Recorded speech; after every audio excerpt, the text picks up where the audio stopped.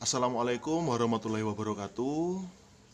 Apa kabar teman-teman semua? Semoga selalu dalam keadaan sehat. Nah, pada kesempatan kali ini saya ingin membagikan sedikit pengalaman saya ya untuk membungakan anggrek yang sudah kita rawat, kondisinya sudah dewasa, rimbun, tapi sulit berbunga teman-teman ya. Nah, ini pasti teman-teman juga mengalami ya. Anggrek yang sudah dirawat bagus, tumbuh subur tapi tidak mau bunga ya. Khususnya ini untuk anggrek dendrobium teman-teman. Khusus untuk anggrek dendrobium. Nah, sebelum lanjut ke videonya, seperti biasa buat teman-teman yang baru menemukan channel kami, silakan subscribe, like, komen, dan share video dari kami. Oke. Terima kasih untuk yang sudah subscribe channel kami, sudah membantu channel kami untuk berkembang. Terima kasih banyak. Nah, semoga video kali ini juga bermanfaat untuk teman-teman semuanya ya.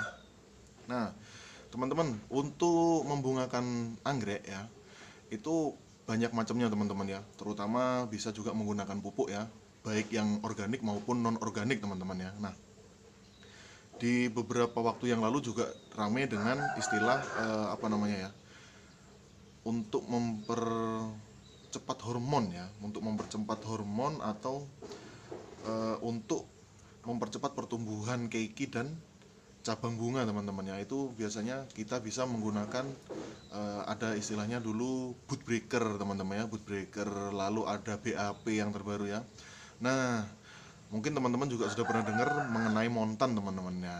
Jadi itu merupakan alternatif jika anggrek-anggrek kita yang sudah kita rawat dengan baik, subur, tapi belum mau berbunga teman-teman ya. Bukan tidak bisa, tapi belum mau berbunga teman-teman ya, seperti itu.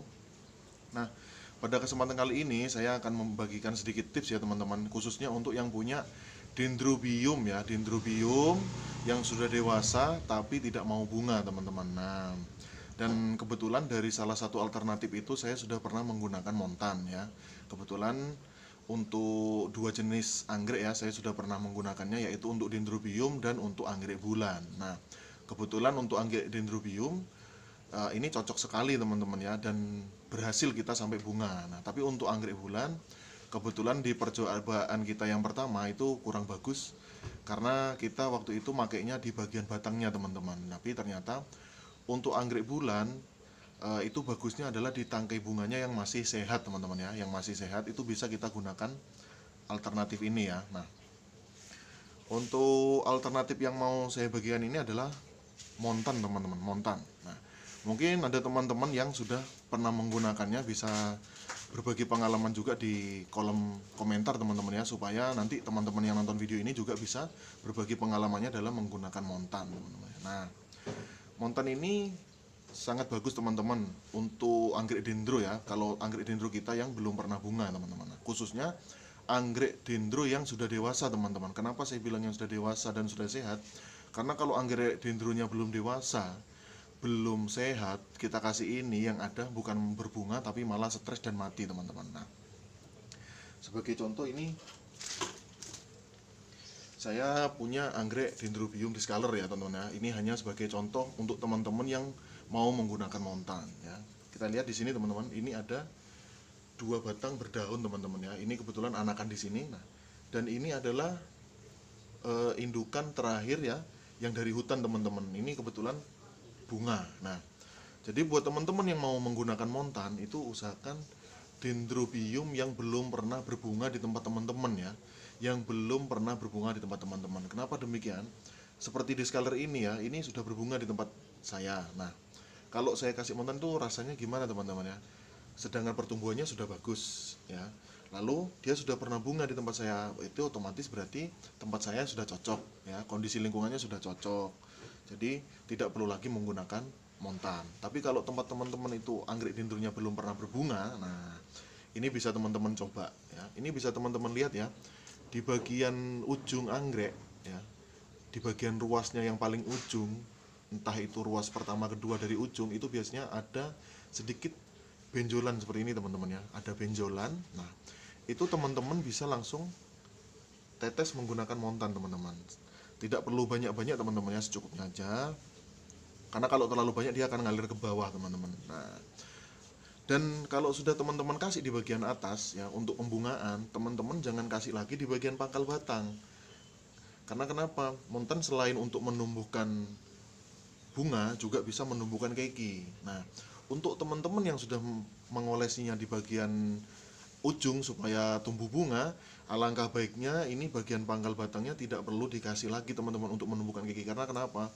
Satu, hormon yang untuk menumbuhkan bunga sudah kita genjot teman-teman ya menggunakan montan.